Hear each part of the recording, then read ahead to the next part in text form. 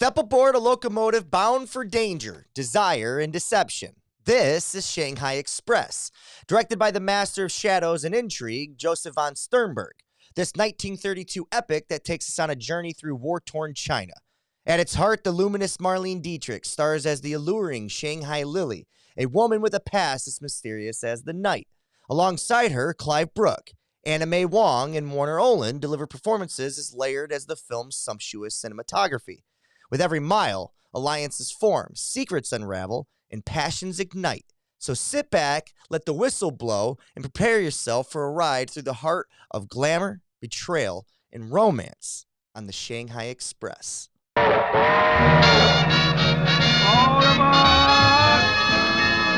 No, madam. I want a ticket to Shanghai. First class, please. I say, Harvey, you're in for a good time.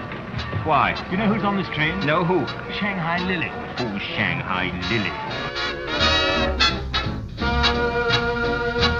Well, Doctor, I haven't seen you in a long time. Have you thought of me much, Doc? Let's see, exactly how long has it been? 5 years and 4 weeks. Well, for 5 years and 4 weeks, I've heard of nothing else. The year is 1932, and Will and I found ourselves on the Shanghai Express from Peeping? I'm not quite sure where we're coming from, but I know where we're headed, and that's Shanghai. Will, we watched this movie. It was a little under an hour and a half. A lot of things to get into. Release date, February 12th, 1932. A notorious woman rides a train through a dangerous situation with a British captain she loved. Director is Josef Von Sternberg, distributed by Paramount Pictures. Runtime, I have already said. Here's the cast. Marlene Dietrich. She played Shanghai Lily / Madeline. Clive Brook played Doc Harvey. And Warner Oland played Henry Chang. A lot of other casts in this that are definitely, I think, noteworthy. They have a lot of on-screen time. Will, let's talk about Shanghai Express, buddy. What was your attention span like? How did you enjoy this first watch? Yeah, I thought it was a good movie. I thought it was one of those movies where I was getting punched down on a little bit, right? It was above my weight class. You know, I feel like there's a lot of stuff here, like politically and historically, that probably made a little bit more sense if you were in it, right? Because it's taking place in Shanghai, and there's clearly some sort of dissident, like military action going on, and I felt it felt elusive to me a little bit. Like I felt like there was a lot of good stuff going on, but this is the first one where I was like, I think this is good. I just don't quite get it. Yeah. And maybe if I had a little bit more context, I'd be able to, get on board with it. But I couldn't quite get there with this one. See, okay, so we're in similar paths here because I guess if I had to give a fill in a blank word or a statement, it was, it didn't quite commit. And what I mean by that, is it didn't quite commit to one thing. This is touted and marketed as a romance.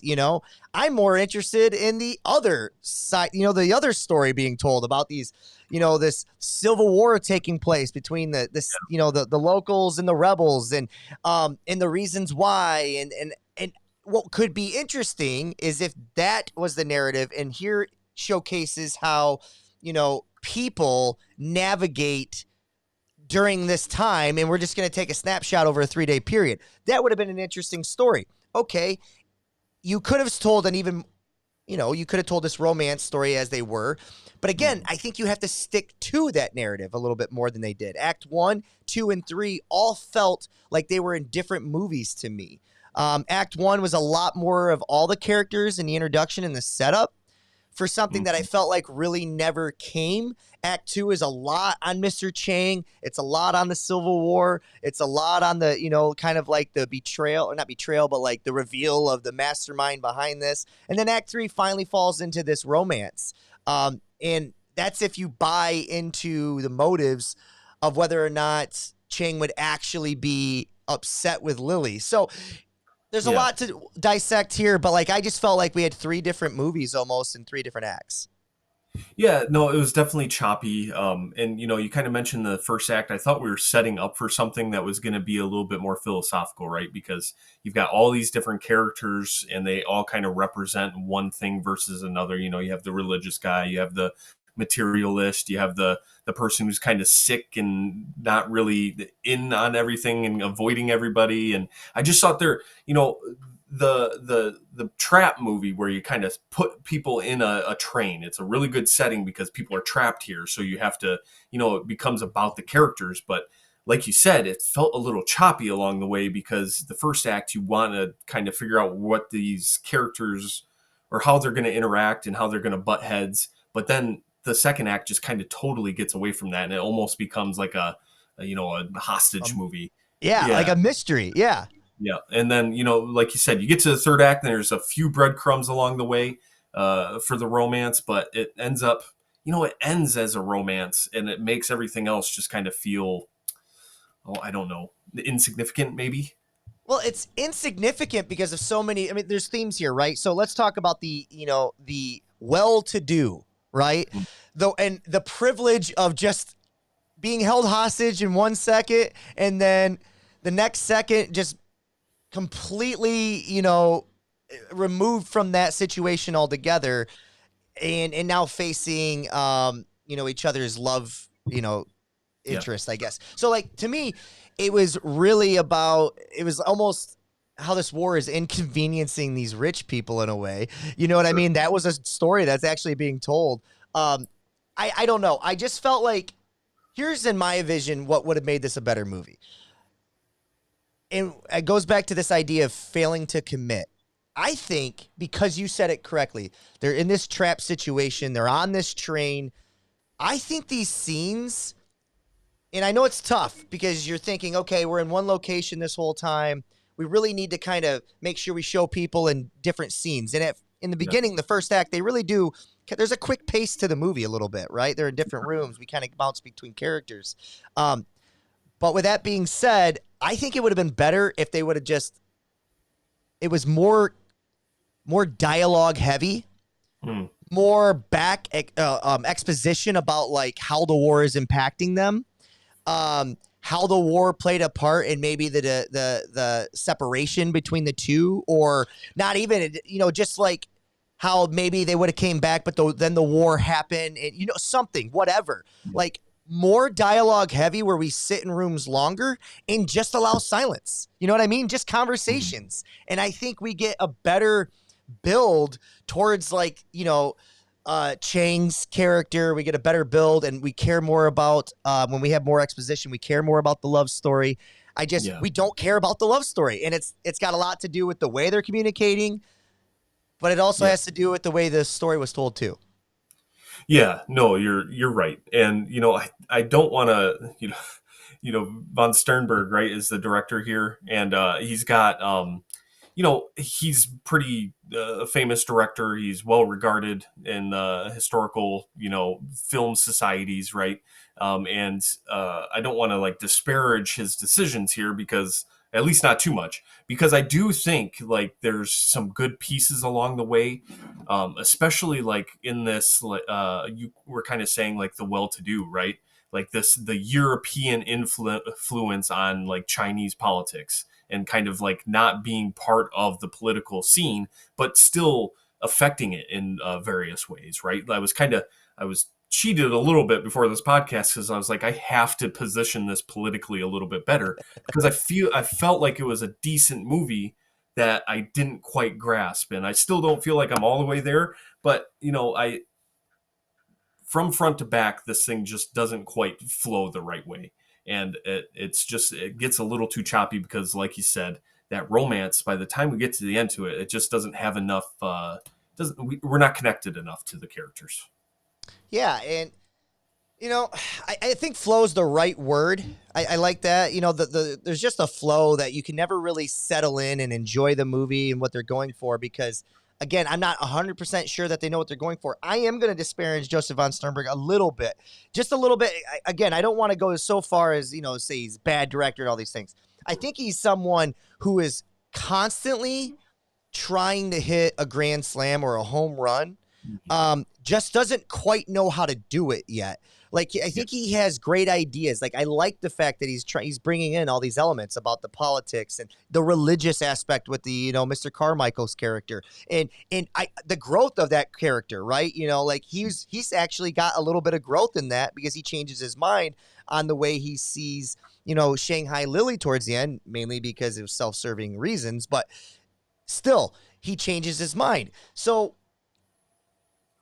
without all that being said, I feel like, and the same goes for Morocco, like, there was a lot of things in that movie that I thought would have made that movie really, really good. And I left this thinking, wow, what a great idea. There was moments of this movie that I wanted to like more than I did if they just would have tweaked a few things or got a little more focused on what the movie actually was. So for that, I think Von Sternberg is capable. He's kind of either scatterbrained, doesn't have enough people in his corner that can help focus him, or, for lack of better words, he just isn't making the right decisions consistently. But I agree with you. I think there's something there, but he just doesn't know how to put it all together.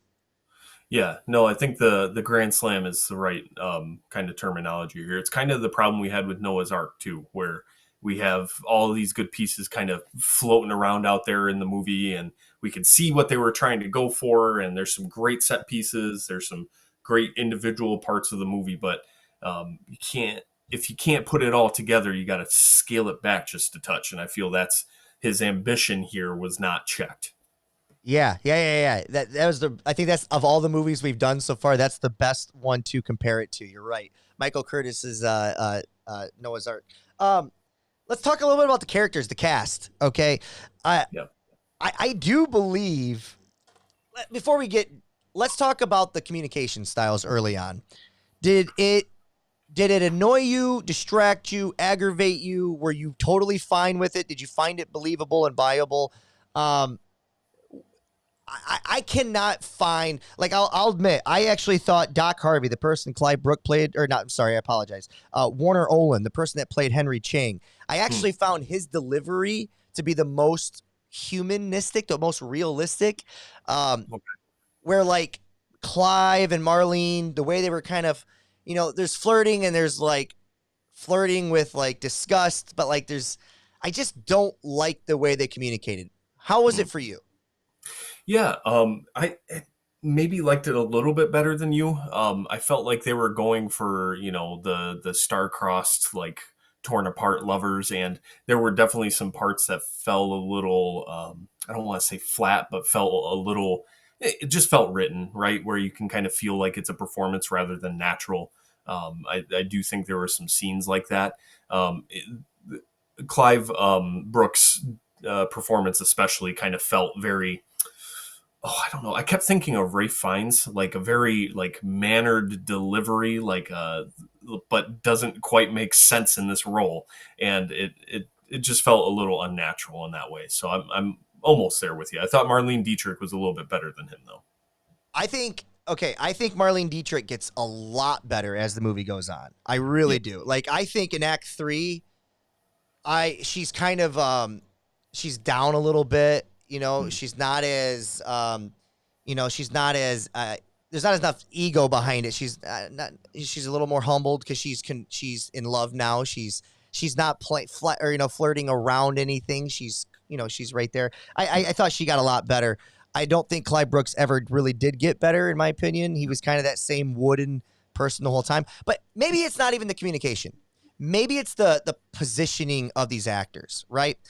It feels inauthentic to us because they're never looking at each other, especially in Act 1, right? I get it. You're kind of highbrowing each other, and I left you, you left me, whatever. I think you're more beautiful than ever, even though I'm saying it with the type of voice that makes you not think I actually believe it. But they never look at each other. They're constantly, it's like a stage play. Like, they're constantly looking out at the audience, but never in or at the audience, or never at each other. I almost feel like it would be better if they were doing this little dance, one-upsmanship, but yet looking at each other. You know what I mean? I just don't buy the positioning of it. Sure. Eye contact's really important in situations like this, because when you are trying to we've all been there, right? With someone that we have been in a relationship and are in a relationship no longer with that person. And there's a tension there, but there's a tension that's, charged in a lot of different ways. And that eye contact is part of that charge. Like, Oh, so it so is. to not have it is like, it does disconnect it a little bit. Yeah. Other than that, who what did you think of the cast of characters? Did you like kind of the variety that they gave us?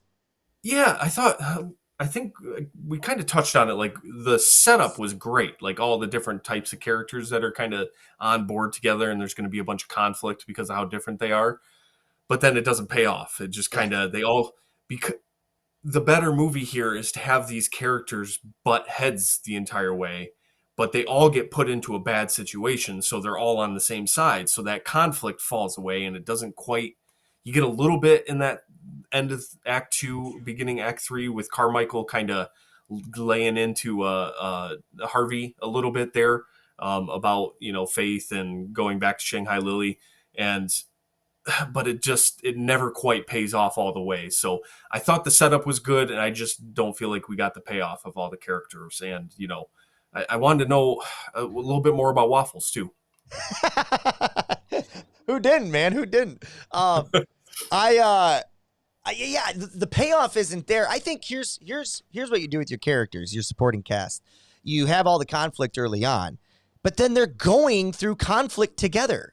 And this should be the thing that brings them together. That's the growth, right? We have all these different walks of life, well-to-do walks of life, but we have all these different walks of life nonetheless, in different perspectives and how they see the world.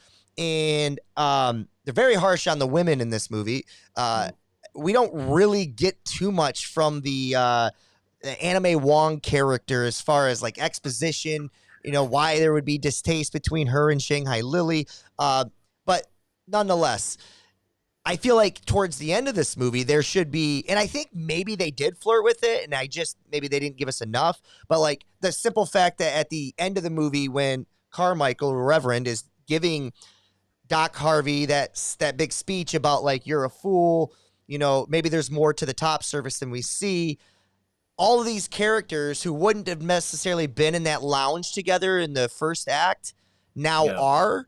So maybe they were trying to do that, but it just wasn't in your face enough. And sometimes things don't need to be spoon-fed, but this is a case where I think they needed to shove it down our throat a little bit more. Sure. No, I'm definitely on board with that. So let's talk about some things to note. One thing that did stick out is, and this is something that they talked about here, is the cinematography of Shanghai Express was revolutionary for its time, especially in terms of its use of light and shadow. So in this case, cinematographer Lee Garms won an Academy Award for his work on this film because the way he was and Von Sternberg would work together to illuminate Marlene Dietrich on screen. They would even go to the lengths of using gauze and smoke to give Dietrich kind of a dreamlike quality sequence or look on screen. And it really stands out, especially with the image behind me. This is the image in the third act, where she's shaking while she's smoking the cigarette. That's the best shot in the whole movie because it just sits on her face. This is just one of those things of like Hollywood using smoke and mirrors to really, really make us feel a certain way, and it happened even in early day Hollywood. Yeah, no, that shot's incredible. There's a number of shots at night, kind of off train where the army is moving through. Where you just get a bunch of cool, like the smoke, walking through the smoke, and there's a lot of cool technical features going on here. Yeah, there is. This next thing I thought was interesting too was so Shanghai Express is set aboard a train traveling through China, but the entire movie was filmed on the studio lots in Hollywood. The filmmakers faced the challenge of recreating an authentic-looking Chinese landscape without ever leaving California. So what they ended up doing, Will, was they created large sets, constructed them to simulate the train station. A lot of nowadays, people removed from this, critics say that the atmosphere was a little bit more what's the word there I'm looking for? Exaggerated, not necessarily, more stereotypical, Sure. and less less true to the actual culture of China. But nonetheless, they built the atmosphere, and they said there were these large scales, and they actually did build scale sized trains so that people could feel like they were claustrophobic on there, and to help build the actors' tension with each other. Huh. I did not realize that. There's some scenes here too, like when they're, especially with the cows trapped on the train track there, and the not getting out of the way. That felt like maybe not on a studio lot, but I guess if they built whole sets for it, Yeah. that's pretty cool. Yeah, and even stuff like the cow, right? Like, I like the fact that they use the cow, right? But I think early on you could have more fun with that cow. You could, whether it's Doc Harvey getting off the train to try to help move the cow. This is just my point of, like, you could help set up this romance right away where Marlene Dietrich's looking from afar. We just don't get enough. We get the back and forth. We clearly get exposition that they were together, and now they like each other, but they don't want to tell each other that, they don't want to do that. But I think you could have just had more scenes where it's a romance movie, or take away the romance altogether and just fixate on the characters, and they can be part of it. But they would just be a sub story rather than the main story. So, right. All right. Letterboxd, as we spoke off camera, Will, was 3.7, and Rotten Tomatoes gave it a 79%. I think Letterboxd is a little high in my opinion, but Rotten Tomatoes is pretty good. But you were talking about how the critics of this gave it, what was the score? It's like a 96%. Yeah, that's high. Tomatoes. Yeah, no, that's very, very high, and I can see it, right? Like, make the case for the critics right now.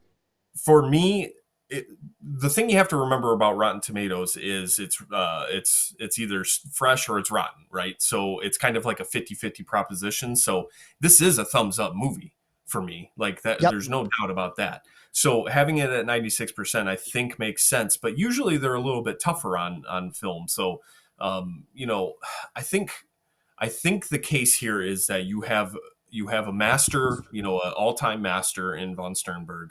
You have one of the greats in Marlene Dietrich, and then you have a very good story, and it's compelling. I mean, there is compelling features of this film, so I think everything adds up to being fresh for me as well. So interesting. In that format, I would agree with you, right? In the letterbox format, which is where I kind of skew myself personally, there's obviously for all the reasons we listed, so the score would be a little lower for me.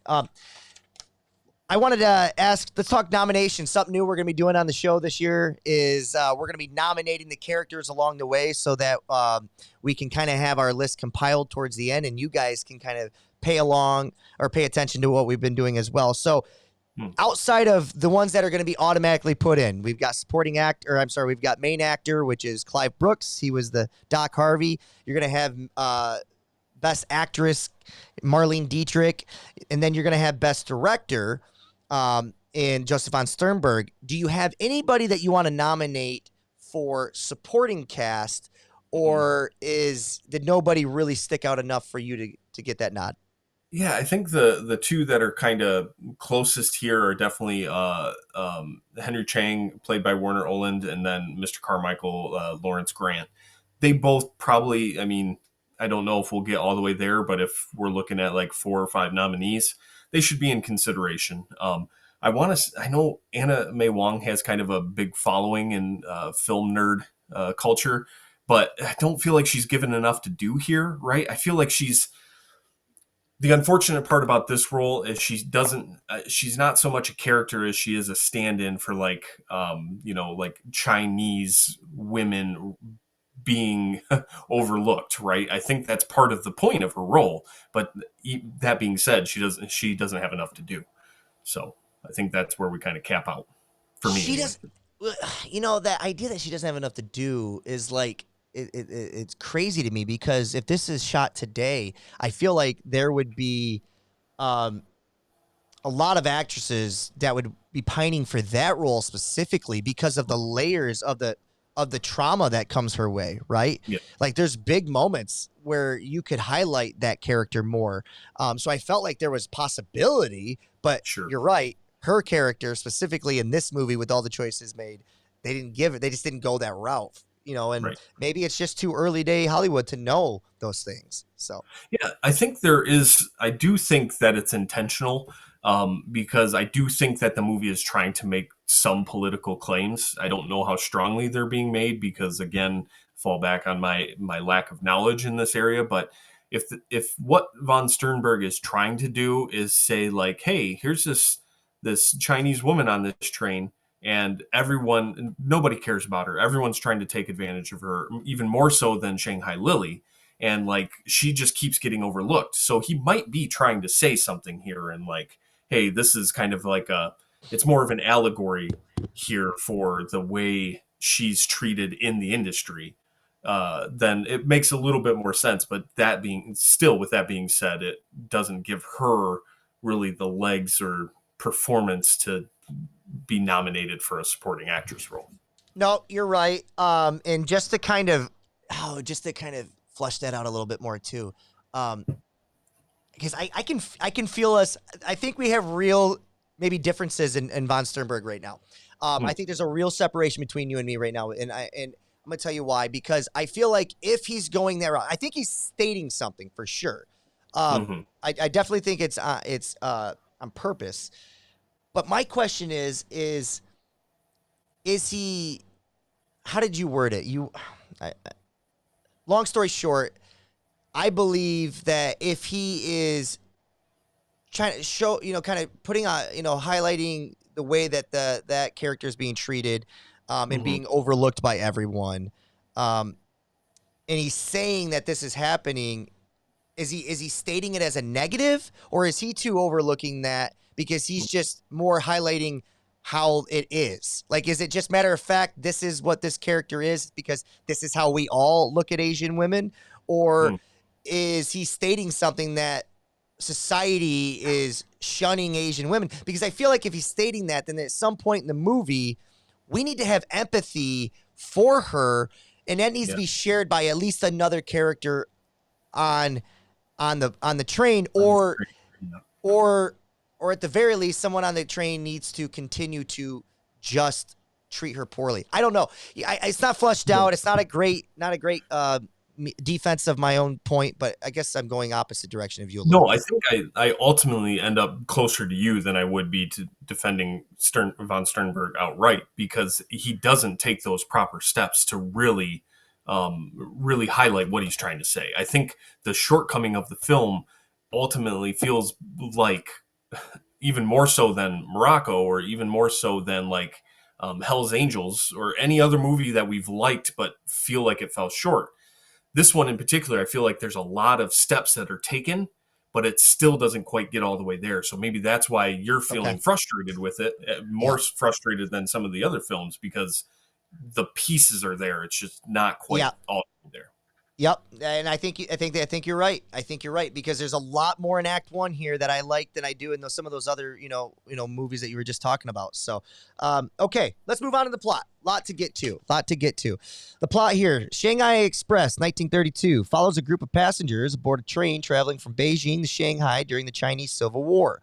Among them is the enigmatic Shanghai Lily, played by Marlene Dietrich, a notorious courtesan, and a captain, Donald Doc Harvey, played by Clive Brook, a British Army doctor who was once Lily's lover. As the train journey progresses, tensions rise when they are caught in the middle of a conflict with the revolutionary forces led by the cunning warlord, Henry Chang. Are you Caucasian? You Asian? What are you, boy? That's what I forget who says that to him in the movie. Chang takes control of the train, holding several passengers hostage, including Doc. The film explores themes of love, redemption, and sacrifice as Lily risks everything to save the man she still loves, proving her devotion in the face of danger. Um, right away in the first scene, we get this kind of overlapping shots, right? And this becomes a repeated kind of Tactic. technological gimmick throughout the rest of the movie, even so that we open with it and we end with it. Did you like the way that they were using that technology? Yeah, I thought it worked pretty well. I thought, one thing I was keeping in mind was, we see that we just have a whole lot more knowledge built up now than they did then. So like things that might feel overused now weren't then. So I thought it worked well enough. Yeah, I thought it was good. It's funny when I was sitting there because when I saw it for like the fourth or fifth time, I was like, okay, we're going back to the well here quite a bit. But I was okay with it. I never had an issue with it. But it made me feel like a little bit like do you remember when we finally got to put together PowerPoint presentations when we were in school and we just hit our Yeah. teachers with every transition we could possibly put on the screen to get from yeah. That's what it felt like. It felt like Josef Von Sternberg might have got a new toy and he's like, hey, look what we can do. Yeah, no, that for some reason I think of music videos when I think of these transitions. I can't pinpoint like which music video I have in my head, but it's like Natalie and Bruglia or something from the late 90s. Yeah, you're right. I sometimes I have a free TV and they'll just play music videos on from the late 80s and 90s. And they do that trick all the time. All the time. All right. Important scene number 1, Will. A busy train station in China. And they really do a good job of showing chaos. And I thought if the atmosphere felt real and authentic to me. So for it being in Hollywood, lots, you fooled me. I had no idea. Right. We watch as many different wealthy people get onto the train. We are getting to know our characters right away. Important scene number 2. Doctor and Madeline find themselves right next to each other. They're playing catch up after not having seen each other after 5 years and 4 weeks, as Shanghai Lily explained to him. There seems to be some disdain for each other. We learn that Madeline now goes by the name Shanghai Lily, the notorious white flower of China. What does that mean? Is she a stripper? Is she an escort? Is she what the hell is she? Yeah, maybe not a stripper, but a escort probably for sure. Okay. Yeah, a rare flower, I think, is what I read or maybe they say it in the movie, White Lily, a rare flower in China or something. Yep, So, she is the notorious white flower of China. yeah. Whatever the hell that means. I'm going to throw that in my vowels. We move on. Important scene number 3. Reverend and Harvey continue to be easily agitated by everything that Doc Harvey has said about the white woman and the yellow woman. So we get a little racism early on in this movie, too, just to really help set up the character's disdain for the Asian woman altogether. Did you feel that, because there was the older woman as well, who was clearly Caucasian, did you feel is at this time, or are we supposed to look at women as like secondary citizens? Is that kind of like, do you feel like that was kind of a theme here? Only because we're only given 3 female characters? I don't necessarily think so. I mean, she owns a boarding house, right? So she does have some sort of, I don't know if it's self-made, but it's become hers. So Okay. her wealth is, even if it was, if her husband owned it and he died and now she runs it, like she has some sort of business that she operates. So I do think that she's kind of, I don't want to say a stand-in for representing like equality here, but there's definitely more equal footing than you might expect from this time period because of that, I think. Okay. No, that's fair. That's fair. I was just curious. I just want to talk that out because it was something that hit me early on. To finish up, important scene number 3, as the Reverend is talking to Doc Harvey, he kind of gives, Harvey a warning about their sultry ways when he's talking about the women. And, just the simple fact that they're even on the train in the first place, first class, sharing this with him. So, are you, where you at with the movie there? We've gotten to know pretty much all of our characters at that point. Is there one that you liked more than the other? I personally was a fan of the gambler. Yeah, the gambler at this point is fun. It doesn't take long for me to get annoyed by him. It's pretty much here is where my annoyance starts to kick in. But he was fun. The sick guy, man, like the guy who's like a germaphobe or whatever he's got going on. That's an interesting choice to put in the movie. I'm not sure what it represents, but I just thought it was an interesting choice. Yeah, that's a great question. Like, he served no purpose. It was None. almost like they said, "Hey, guy, we don't know what we want you to do. Just choose something," and that's what he went with. Yeah. Important scene number 4. Doc and Lily share a moment once more before dinner where they continue to size one each other up. This, I think we get a lot more of that in this scene, where they kind of have a little quick back and forth a little bit. Again, it's just kind of reinforcing the fact that these two have had a history, but they're not totally have shaken each other from, even though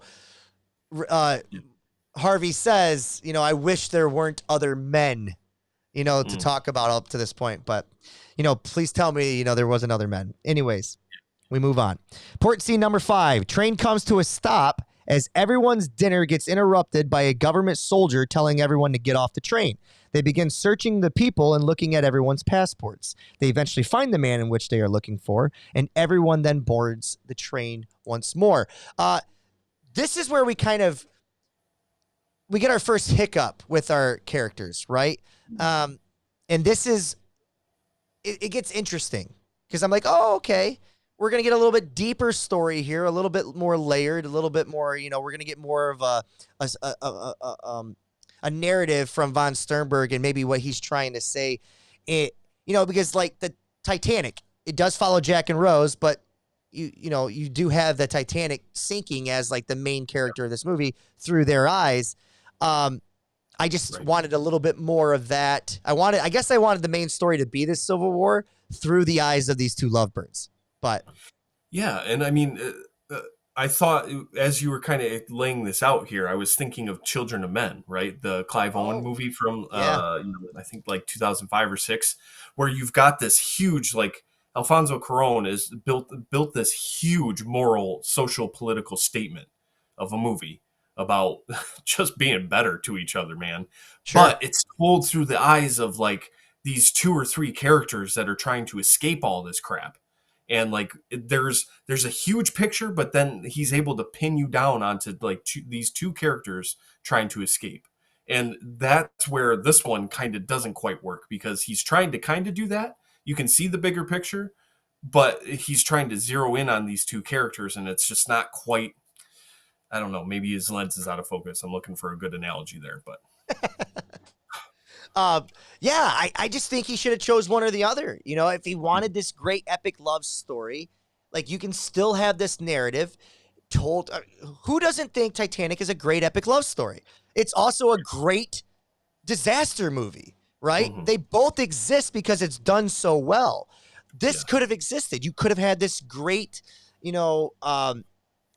tension between these 2 lovers, and also had this real life situation that is like, almost the block, an additional barricade to their love, right? That they have to somehow overcome. And it becomes the thing that propulses them together. That, or just have the characters and just focus on the one. I just think, I know we're beating kind of a horse here, but I just feel like if we could have got one or the other, it might have salvaged so much here. So, yeah. Okay, we move on. Port scene number 6. A military man and Mr. Chang send a message via Morse code. First message reads, Blue Lotus lost, but must have red blossoms midnight. Second message reads, Li Feng captured, hold Shanghai Express at Taishan 12 tonight at any cost. So what we come to learn, Will, is that, and we don't quite learn it fully in this scene, but the person that the local government was looking for was the right-hand man to Henry Chang's, command, right? And that's who they capture. So we're on the same board, right? Mm-hmm. Okay. Yes. Did you notice Chang in that scene? I had to go back. No, I think I missed that. I wasn't sure what was going on there. Yeah, I was a little confused at that point. But I think maybe that was kind of supposed to be the point, because we're supposed to get this big swerve here coming up shortly. So right away, the very next scene, Will, is when Mr. Chang kind of showcases that he's, scum, because he walks into Hugh Fei, maybe? Is that what we think? Anna May Wong's character, Hugh Fei? Yeah. Okay. He walks into Hugh Fei's room and attempts to make a move on her, only to get rejected. I I always struggle to talk because I never know how deep we should get into that. But like, it's an important scene because of the nonchalant view of just like that he just thinks he can have his way with this girl. At the time, I'm thinking because he just kind of walked away from it and then they move on. At the time, I'm thinking like, what a weird choice, because they're not showing any empathy for the Asian character. But I think in hindsight, they're really setting us up for how big of a dirtbag this guy actually is. Is that fair? Yeah. No, I'm right on board with you on that one, for sure. Okay. Okay. Port scene number 8. Doc Harvey and Lily express their regrets for leaving each other and then share a kiss on the back of the train. Dude, that kiss. The way they showed that camera angle from like almost like him coming down, she almost looked terrified, dude. It was something I haven't seen before. Oh man, no, it was definitely way worse than the last one. That's for sure. Oh, for Even sure. though the last one was still a little wooden, but that's okay. Not gonna win MTV's Best Kissing Award, that's for sure. They still even have that anymore. I might have just I'm sure aged they do. myself. Okay. Harvey then expresses that he wishes she could tell him that there weren't other guys during their departure. A message is then handed to Lily, proving Harvey right about his worries. Port scene number 9. Midnight arrives and the train is stopped and then commandeered by the rebel army and its powerful warlord, who turns out to be Chang. Mr. Chang begins to question all of the train characters one by one. Finally, he settles on Doc Harvey to take as his hostage so that he can leverage to get his right-hand man back. After a message is sent to British legation, another message is sent back stating that the Chinese government has agreed to return the officer by 6 a.m. just so as long as Chang promises to return Captain Harvey. Where are you at with the movie at this point? Are you shocked? Are you pleasantly surprised by the reveal? Are you not shocked but still like the direction? Or has this train went off the tracks? I gotta be honest. At this point, I was just confused. I think because of my lack of knowledge around like the military machinations, it was hard to keep track of who was who. It was hard to kind of understand why is this train being commandeered in the first place? Like, what does it matter? Like, it's a civilian train. Like, so what's its importance? And it all felt a little too like convoluted for me to really understand what was going on. I think after watching the movie, and this is a problem, right? If after you watch the movie, you have to go and look for explanations, and then it starts to make sense. Yeah. But, like trains and the railroads in China in the 1930s were super important to the different factions because that's how goods were moved. That's how, you seized, different products that were moving through your territory. And they were super important, and that made sense when I read it. I was like, oh yeah, that makes perfect sense. But as you're watching the movie, it hinders everything a little bit, not knowing that. Yeah, and the way this train is working is it's not just carrying civilians and first class civilians. I mean, it's got army soldiers on there. I mean, it looked like there was a lot of different in the goods. I'm sure there was probably being used for 3 or 4 different reasons. Sure. Because at this point in the movie, we do get this kind of massacre of people, even though it's not effectively shot in any way. And that goes back to whether or not Von Sternberg knows how to shoot action scenes at all. Because if you remember in Morocco, we had that action scene in the dark, and then we had the action scene at the end. Yeah. So for some of the great things he does do with illuminating Marlene Dietrich, he does fall short in some areas and other aspects. But do they do a good enough job of making us care that Henry Chang? Because here's what I think they're doing. This almost feels like the movie Clue in a way, right? You get all these characters, right? They're all kind of stuck in this same building, or they're bouncing from room to room. They're all in the same setting, and then it feels like all of a sudden like a who's done it or like a mystery, right? And I think that they kind of wanted that here, like they wanted us to go, oh my God, not him. You know what I mean? Like, I think at this point we might have more attachment to the gambler character if he would have been the one. Really? Do you think for what they were going for that was pulled off? I don't think so, right? Because we've already gotten the scene where Hugh May was kind of borderline molested, right, by Chang.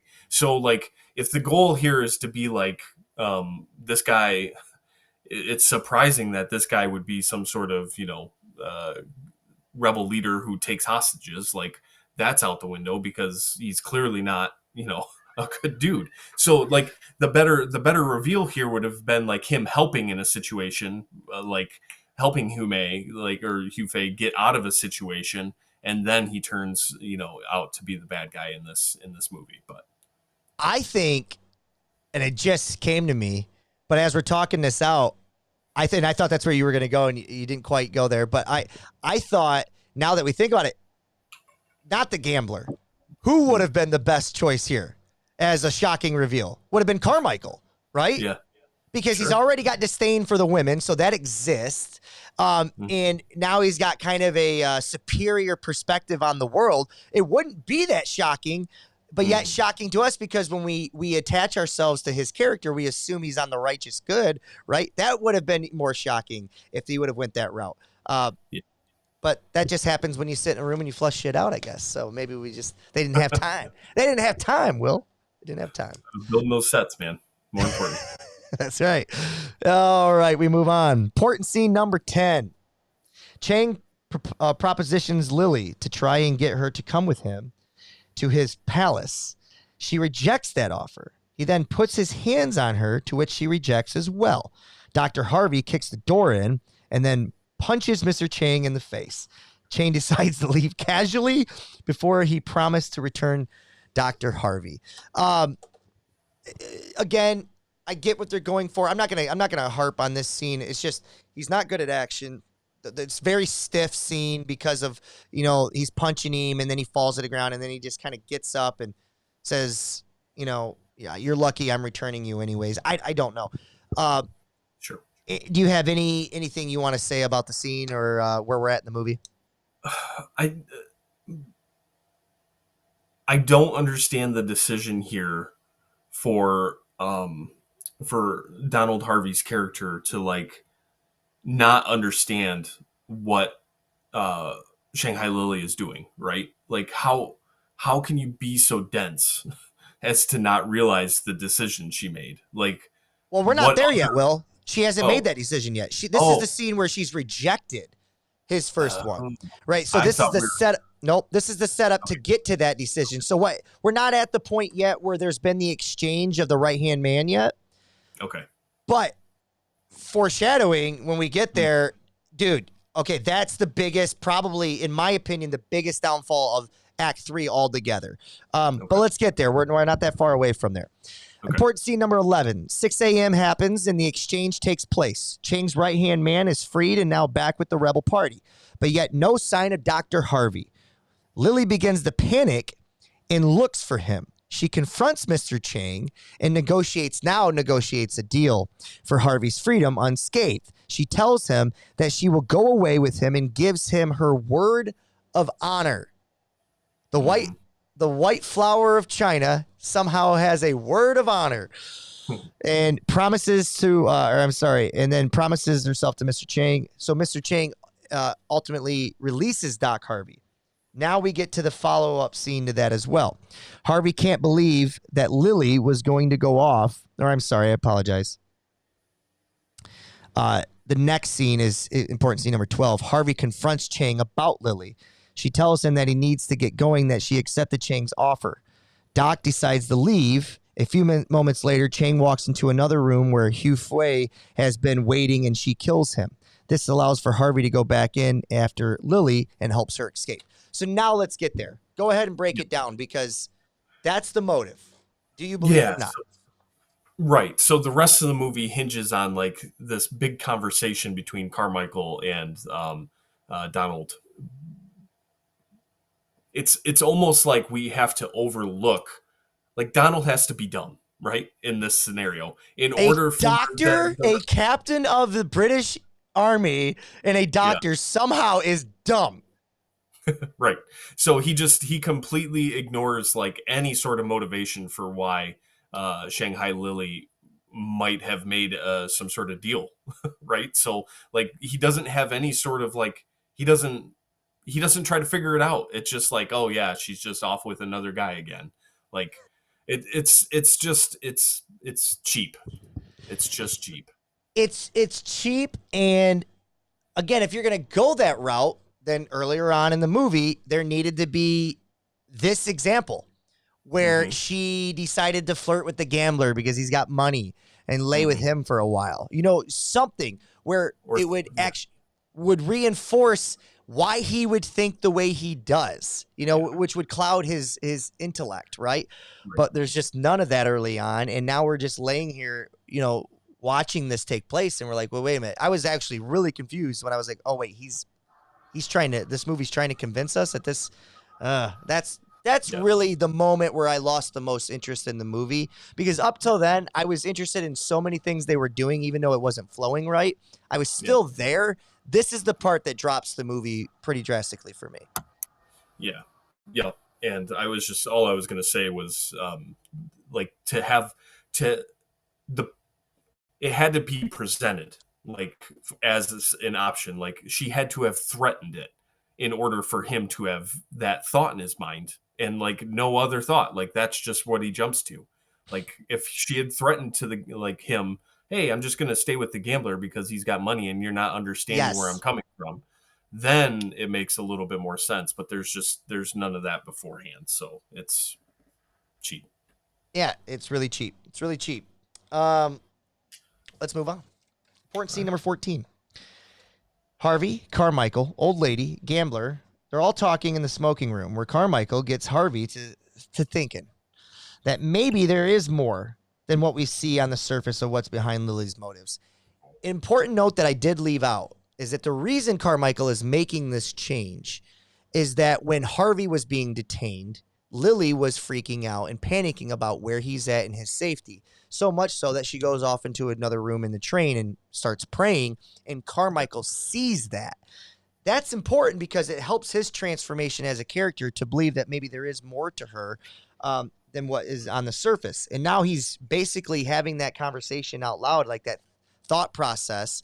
And he's got to know for himself. Right. So, but we do get this great moment there where Harvey is hearing him.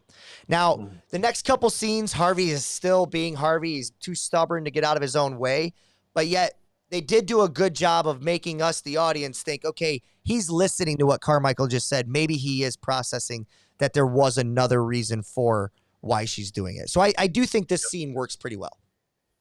Right. No, it felt like yeah, they were trying to get to this scene and it Yeah. didn't add up. So it's like yes, this scene works, but what comes before and the way we got here just didn't quite. So it all just feels like it's a tumbling house of cards, right? Where you've got the aces ready to be stacked up top, but you don't have anything to put it on. Yep. Oh, what a great analogy there. I like that. Michael confronts Lily. He goes in, you know what? I don't even think that one's an important scene because it's something we already know. So I move Yeah. on. The last important scene I have is the final scene of the movie. Um, a couple things take place in between there and there, but the final scene is Harvey pleases his case to Madeline and professes his love to her, and she does the same. So kind of like what Universal did with Frankenstein and Dracula, where they kind of have these abrupt endings where it just kind of ends. I Yeah. kind of felt this way about this movie. I Mhm. felt like they get off the train, and right away she's buying the watch, which I have no problem with her buying that watch. But the issues kind of lie in Dr. Harvey's case, because we don't really have a moment where he's grown to come back to her side. You know what I mean? Like there's no event, there's no conversation where would make us think that he's learned the error of his ways and she really does love him and he wants to be with him, and now he's going to go confess his love. So the ending falls flat as well because of all the things that led up. Yeah, he doesn't have that eureka moment, the I can't live without her moment, right? And where Yeah. he comes running back. So it just doesn't. I don't know. It's like you've got all this stuff right here, man. Where I want to try to give it the benefit of the doubt because I do feel like some of these older movies are trying really hard to add everything together, but maybe are limited in certain ways, because if you just add 15 minutes to this movie, you've got yourself, a banger, as the kids would say. So it's just not quite there, it's a dud. It's a Feels yeah. like anyway. It's not a banger for sure. It's not a banger, but it's a work in progress. And it's like if only they would have looked at it that way and maybe flushed more things out. Yeah. That's the movie in a nutshell. I think I think like I said, I think Marlene Dietrich. I think she's stunning. I think she stands out on a screen. I think her acting is perfectly fine. It's not even. Mhm. I think she actually. I would say it's above average. I think she's a great actress. It's just she plays these kind of um, you know diva-esque characters, Yeah. and so they kind of have a presence about them. So I really enjoy Marlene Dietrich. I would like to see her kind of get a little more gritty with her characters. So in the future, if there's an opportunity for us to watch something where maybe she's playing more of a Joan Crawford-esque character, that would be interesting because I think she has it in her. Other than that, I think that's the thing I'm going to remember the most about this movie is just kind of the few moments of Marlene Dietrich, and then probably the ineptitude of the entire story. Yeah. Yeah. It's interesting. I'm probably going to remember some of the technical stuff, like especially the nighttime shots in the smoke. Like it's just something Yeah. that really worked for me. And I think I'm going to remember this as like is like proof that you, sometimes the second draft you can turn it in and sometimes you can't, like, because that's what this feels like, right? Because it's like you wrote the second draft, but there were some key points that you really needed to iron out and you didn't before you turned in the assignment, right? And that's what it feels like to me. Like you've got all the pieces here, but you just need a couple of paragraphs to explain yourself, man. That's what it feels like. And I feel like there's got to be, I think maybe even we need to go a layer deeper. And I'll explain. I think this has been a common theme for a lot of our movies that we've chosen. And again, these movies are considered to be the best of the times, or at least Yeah. if not the best of the best, they're in the neighborhood, right? These are the, we're not trying to pick, our indie favorites here. We're trying to pick what everybody considered to be the best of the best, and still continues to do so. So there's got to be a reason, maybe a collective reason, whether it's studio pressure to get things done. Maybe they only have 30 days to shoot movies. Like, I think we're missing something that would explain the ineptitude of multiple directors, multiple writers not flushing these things out. Or is it just as simple as the formula of, hey, let's try to tell this story here.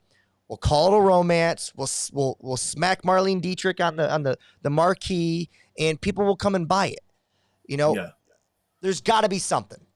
Yeah, and I do think that, like, someone who we're working on a project as amateurs, right? So like I do think that there is probably some meta layer of this story that we don't have access to, like, especially because I do think there is something political here that is doing a lot of legwork that we don't have a grasp on.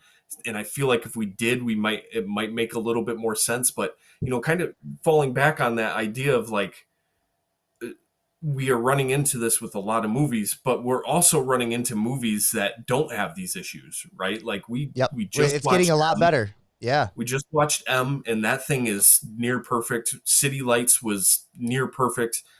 Passion of Joan d'Arc, which is 4 years earlier, perfect. So the opportunity to put things together is there. Yeah. So I think that's part of the issue here is that I'm up against is I read some of these 5-star reviews on Letterboxd for this movie. I'm like, yeah, I kind of see what you're saying there, but at the same time, like, you're assuming a lot. And that's the problem, I think, is that I don't want to assume when I'm watching the movie. I want it to make sense. Yeah, I've always have issues with that. Like, I remember when we left Oppenheimer, I think it was Oppenheimer, and we were like, so I'm not. Maybe I'll start this over. Assuming and understanding are two very different things, and that's the case. Sometimes you can leave a movie and not understand what the hell you just watched, but it doesn't necessarily mean that you had to assume anything along the way. In that world, in that universe, it all made sense. Everything was tidy. It just you didn't quite understand what was going on, so you need to watch it again. That's something different. So I'll move on from that thought. No, that Just trying your best to explain. I know you've been talking a little bit about the political aspects that you're not quite grasping. Why China? Why China's train? A lot of them were, French, German, of the European, continent. Why not just a train in Europe? Yeah, well, I do Is think that the political aspect there? Yeah, so the political aspect here, I think, is it was fairly clear to me, but I kind of wanted some of the background so I understood it a little bit better. But this is revolutionary China, right? There's a lot of different factions at play. There's outside influences like Japan that are trying to consistently take territory from mainland China, and then you've got just a lot of different factors at play here, including like European influence, right? Which is, a major part of this. I mean, it is about mostly white people going through China and having relatively like they don't, nothing happens to them, right? They're fine in the end. So like there's definitely something being said about the European influence on China and how it kind of, there's no repercussions for the way the Europeans have treated brown people throughout history, and I think that's part of what's being said here. And I do think it works to a degree, but again, that what I was saying earlier with the children of men, where you have this huge allegory for like just humanity and taking care of our children, like that all makes sense in context with the main story about Clive Owen, who lost his child and is taking care of this girl so she can get to the future. It all makes sense because it's the same story told through the allegory.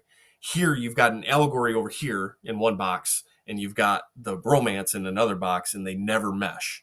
So I think, like speaking politically here, like, yes, this is, I think it works as like an allegory, but then you try to put this romance in the same vehicle and it's, it doesn't quite work.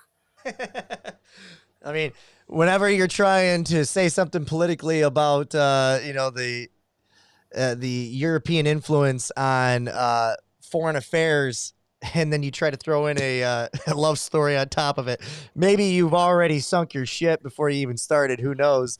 But there is ways to do it. That goes back to Pearl Harbor. I know you talked about how you enjoyed Pearl Harbor a little bit more than maybe I did. I wanted to enjoy Pearl Harbor more.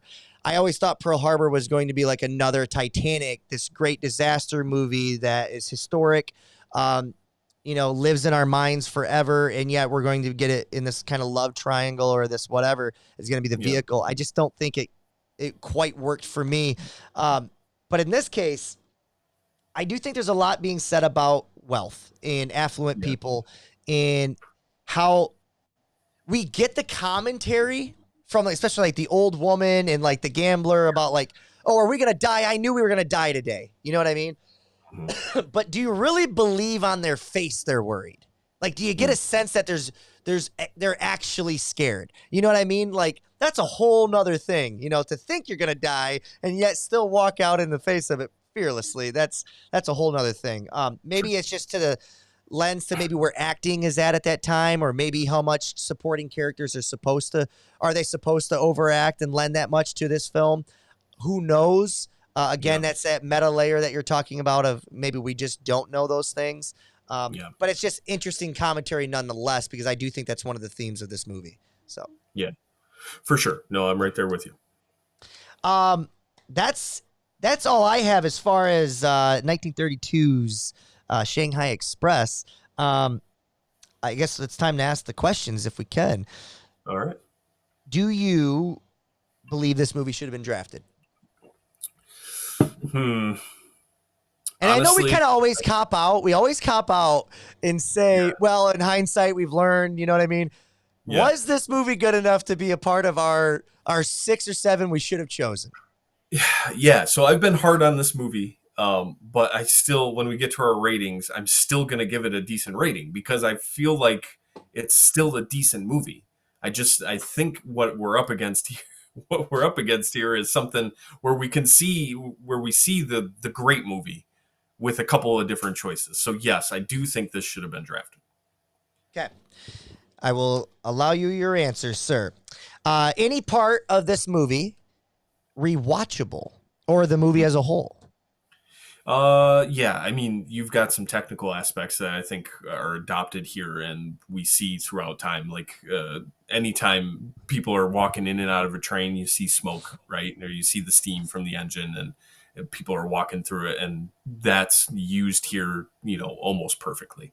So, Yeah, as far as technologically, this movie, um, dude, when you watch a movie, Will, and you don't notice like things, for example, the soundtrack was great. The use of sound, you constantly hear the train tracks, right?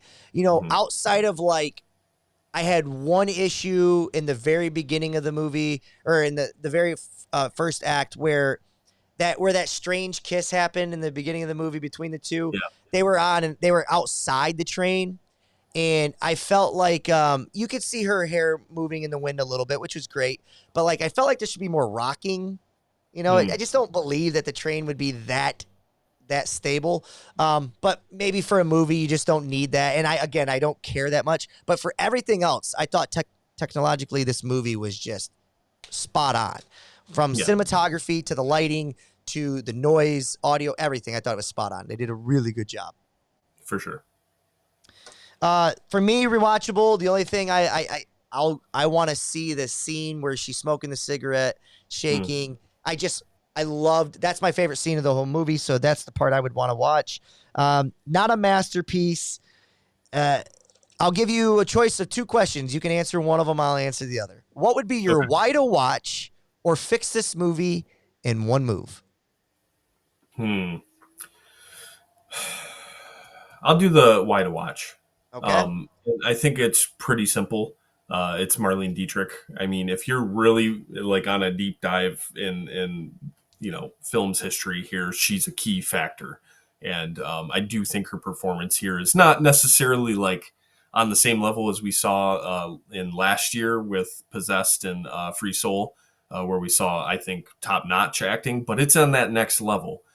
So it's interesting. Like if we see her a few more times, I think this is an important step along that path. So For sure. The thing that I would do to fix it in one move, I don't know if it fixes it, but it gets it closer. I think, in my opinion, for just my own palate, and I'm thinking modern day audience, so maybe I'm not even answering the question correctly, but fixing it in one move to me would be fixing it in one move for the modern or for the audience then would be to choose the narrative. Just choose a narrative and stick with it. Fixing it in one move for the modern audience would be, I would like to just see them linger scenes more dialogue heavy, just, less bouncing around and more stress on the characters' faces because of all of their exposition that could have made these characters even better. So that's what I would have done. Other than that, Will, I believe you have the list for the movies coming up and what we have on doc for the next movie.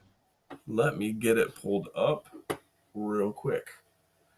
So, looks like for our next movie, we will be watching Freaks, directed by Todd Browning. It was released February 20th, 1932.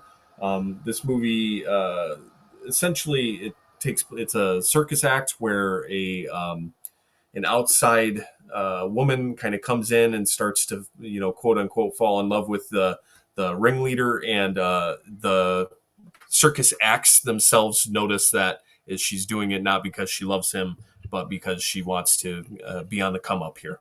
So I'm excited about this one because it's our only horror movie of this year.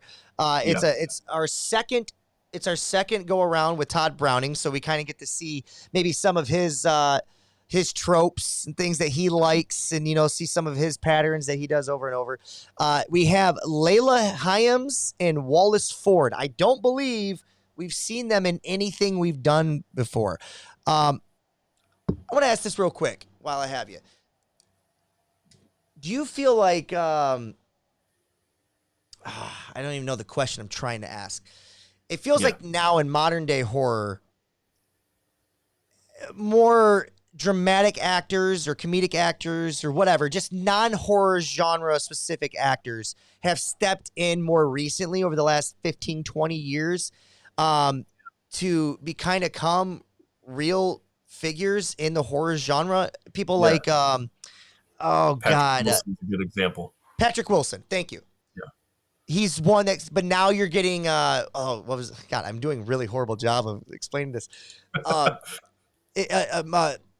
James McAvoy, is that his name? Yeah, McAvoy. Yeah. McAvoy, he's in this new movie that's just coming out.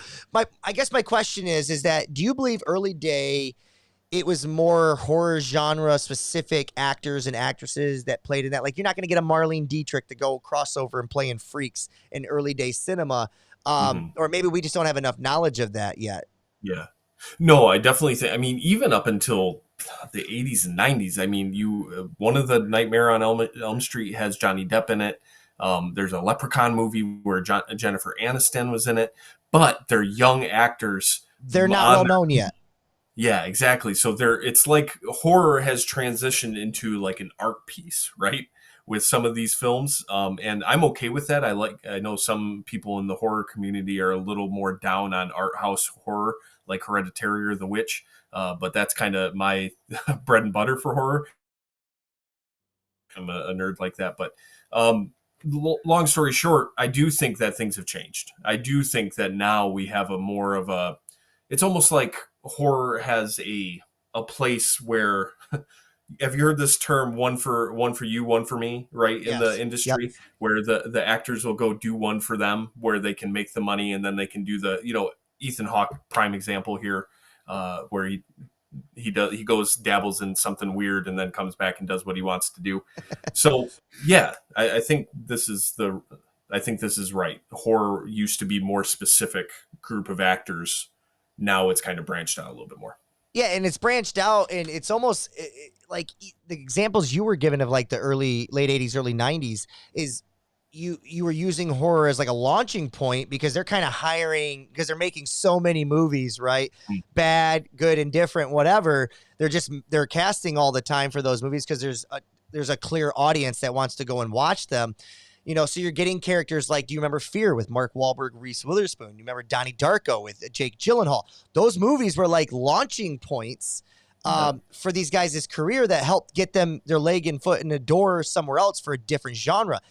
What's interesting about horror now is like you're getting people like Patrick Wilson, Ethan Hawke, who were doing other things earlier, doing drama, comedy earlier, and now are coming to horror.